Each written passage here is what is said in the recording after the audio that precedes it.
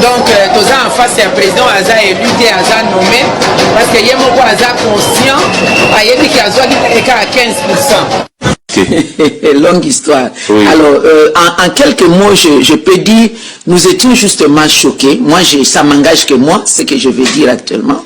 Après les élections, nous étions choqués de ce qui est arrivé, choqués comme la Mouka, parce que on s'est battu, et on a été convaincus d'avoir obtenu la victoire. Bon, ça s'est décidé autrement. Nous avons vu le président autrement, oui, justement. Oui, bon, les résultats étaient autres. Ça dépend du français. Bonjour, bonjour peuple congolais, bonjour à tous les baïkés. Naye kosa la vidéo pour la kokebisa mwana Bazaïba.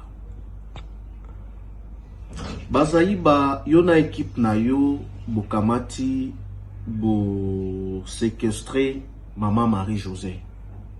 Bo bétier, bo torturer maman ya banana âge na wana bo humilier.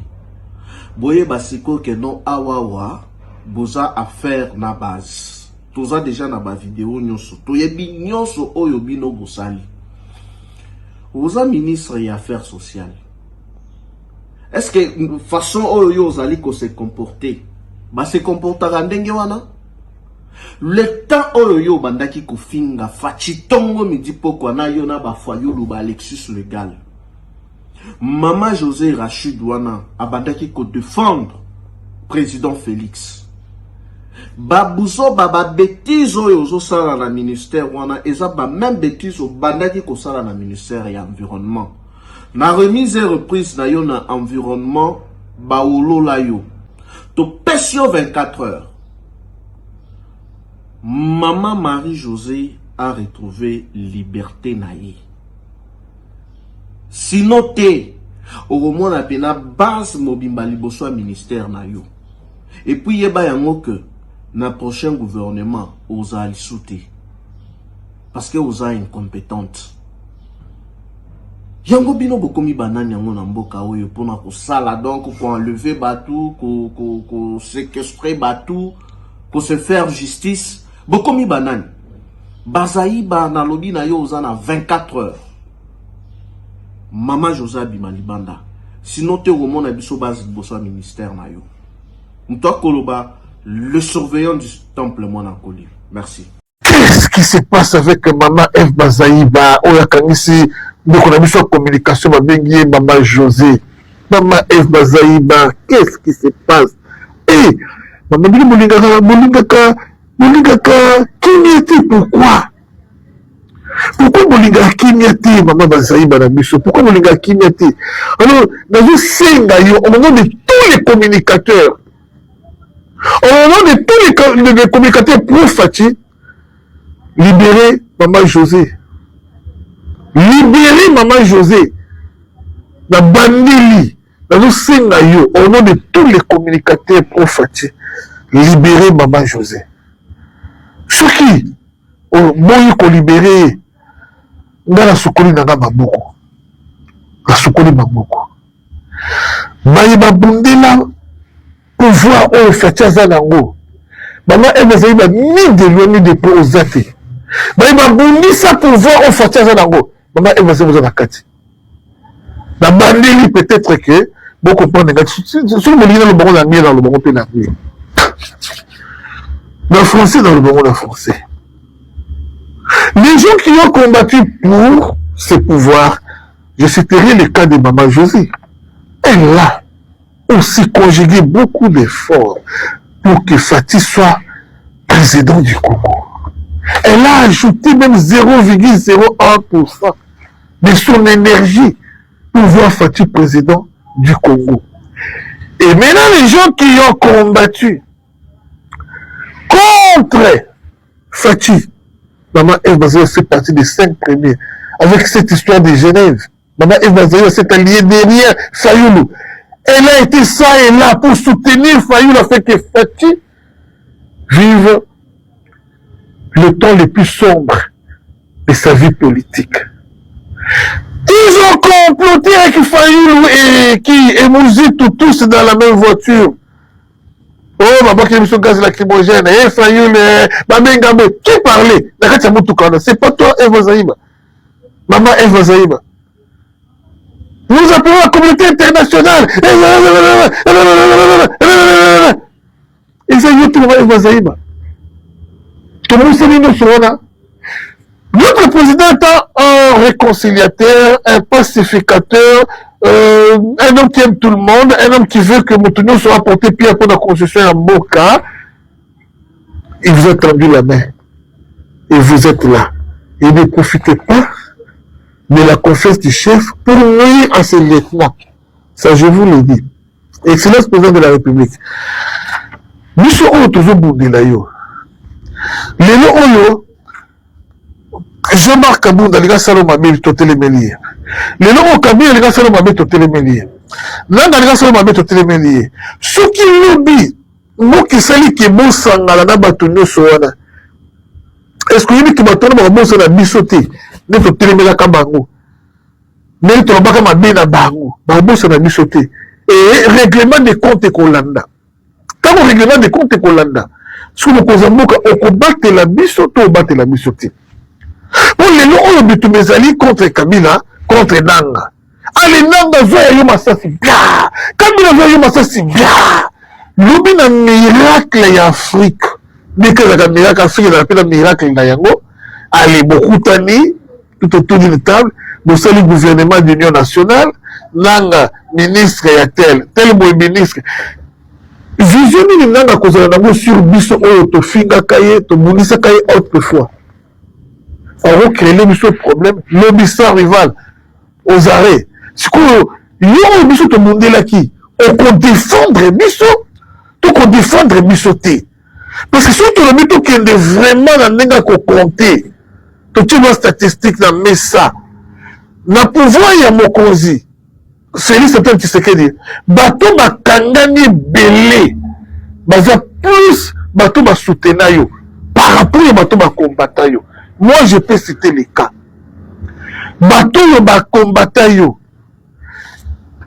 Mike Mukebaye, aux arrêts. Jacques Ndala, aux arrêts. Ceux qui stagnent, ceux qui n'ont pas mission, ils vont bien été. Donc, c'était 2, 3, 4, ou bakisi. Bimé. Mais ce que bateau m'a soutenu yo, tout le monde a côté, Tana. Jules Moniere, à Makala, en prison. Nana Kangama te, Joël Kitenge, à Kangama, Nana Kangama te, Oye Kangama te, ba René Tchasouma, ba Kangama, René, ba Mwana Koli, ba Kangama, ba Tel, ba Nani Lissousou, ba Komo Yebi, Ezouya, Ebele, Lélo Maman José, à Kangami. Allez-y comprendre. Alors nous demandons la libération sans condition de Maman José dans moins de 48 heures. Sinon, nous sommes à Bissau. Alors vraiment, pouvoir toujours on a passé. Pouvoir toujours on a bon PTT. Bah la diaspora va bien ça banduki na bango.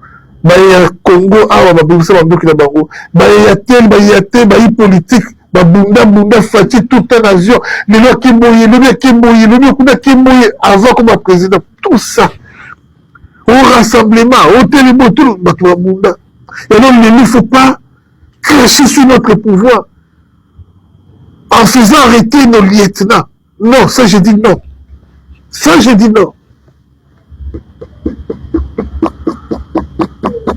Interpeller Moutou, cracher sur Moutou, c'est une chose. Mais quand on a laissé passer, il y a place, et surtout maman Moussoussou. On a des problèmes Moussoussou. Et en dehors, maintenant, il y a famille politique, comme surtout ma communicateur, qu'est-ce qu'on a fait dans Zambie? Là, je demanderai à tous les hommes de Dieu, tous les chrétiens, elle est bishop.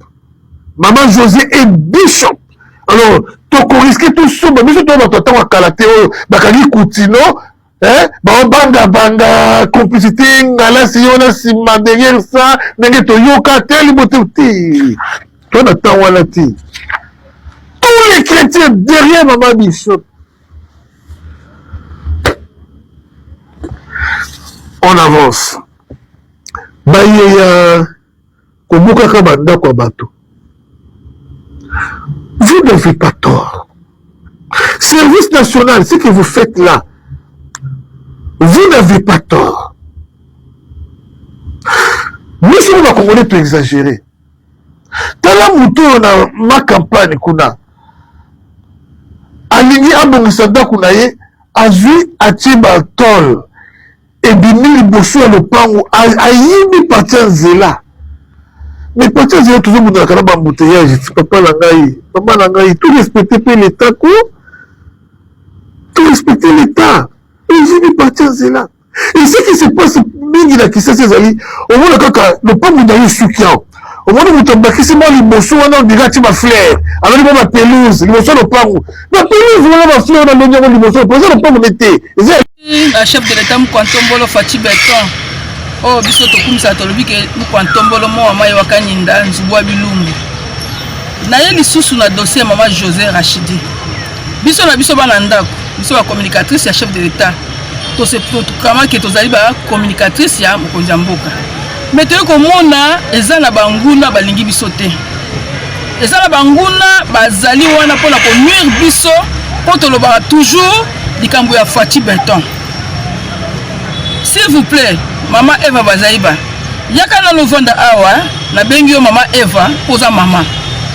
Maman oyo kangisi, est-ce que ko pesa ngai dossier oyo kangisi lié?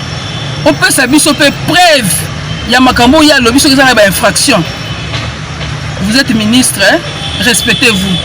Vous avez eu le chance ya kozala ministre d'État. Oyeti na parquet. Oye ko charger Maman José. Maman Eva Bazaiba. Il faut avoir le cœur d'un maman. Vous venez, vous les ministres. Moi je vous ai vu. Ngamo na moniyo. Oyeti na parquet. Au matiti pas procureur. Tu vas aller charger cette dame qui est malade. À communiquer pour la chef de l'État. Azo kanzo toné malade mouté. Yo ko charger ye. Au sala oyo lingo sala. Maman elle est catée. Au moins biso bana IDPS. Au moins biso to mela ba gaz ya tongo. Yo mela ka ngo finga chef de l'État. Tu as la vidéo na uti. Au finga Fati Beton. Mais lelo oyo kanisi Maman José. Olobi 48 heures alongwa awa batina ya makala pour makala eza ya tata Eva Bazaiba. Que la justice soit faite pour Maman José Rachidi. Biso na biso bana ndako to linga jamais mwana ndako moko banyokola ye. Todo senga na ba procureur. Todo senga na ministre ngefa ya justice. Justice ya Maman José Rachidi. Tout d'abord, elle a été arrêtée injustement parce que bakanga qui est arbitrairement ezalakate. Y'a todo senga libération ya Maman José Rachidi rapidement. Mais comme si le monde maman ministre ayemba ngopona ko charger maman oyo. Vraiment, tous ont quand même na respect, peut tous ont la beauté à bon maman. Biso wa maman. Kaka neyo monaka, ndebe biso to monaka. Ezaka eloko différencier pour yo eu chance au commis ministre. Lelo cause la yo, lobi pe comme Maman José comme ministre. Mais eloko yo sel to se paye nango te. Le dossier de Maman José Rachidi est vide. Mais Maman Eva a chargé ye. A oucho kuta na procureur pour a charger maman o tozo lo bango to bangelo côté. So le Maman Eva Bazaiba kanga IDPS mobimba. Kanga biso ta IDPS soit d'accord. Le quoi oza na mbongo. O le biso to na le côté o ko sala ndeko ko sala. Biso to dénoncer la. Biso oza pas la Fati Beton. Yo oza la vidéo bonne ko le chef de l'État zali incompétent. Lelo au chef de l'État tio ministre a comme compétent. J'ai dit et je vous remercie, je demande la justice de Maman José à l'immédiat. Merci. Bonsoir, bonjour, Balandia la Black Diva, la maman peut ça une formation. Et où t'as franchement la libéré la maman. Tolobi boye. Hein? Maman Eve Bazaiba. Maman Eve Bazaiba. Oyo osali ka bien, osali mabete. Tozo bete la kabino kama boko. Pouvoir oyo bayaki otika bino. Ozwi moninga no mwasi bo uti ko sambela ne place moko. Kaka wa le 15, bo sambeli sur le 16 le 15. Otelemi pe olobi maloba. C'est ko bengisa ki na cabinet na yo po baya bakanga ye. Ok funda ye na ipe crime. Po asali nini onyoso tolobaka oyo bobosana teke na bandaku na bino wana bozalaka na bato bapesaka biso ba information ebele bazalaka libanda balandaka ba émission tosalaka bazwi numéro babengi biso mpo bapesa biso makambo olingaki ovanda na moningano mwasi otuni ye makambo ye pa bengi bato bapesaki ye makambo totikala komona bakangi communicateur ya MNC te bato bazoboya kosala désordre nyonso me bozolakisa bango kaka na nzoto lelo tozwi makambo ya dipogre na maboko lelo badipogre lokuta babimi lelo badipogre ya SID babimi lelo badipogre ya MLC babimi lelo badipogre ya baparti politique na bino nyonso babimi bakomi okanga bango ndambu yango bokomi okota siko na kati ya bacommunicateur en chef oyo balobelaka mboka oyo banda bitumba ezala mama Eve bazali batomona place otelema te tomona te parce que bino bozaka bato bolingi esopana po bolokota oyo osali topesi yoka merci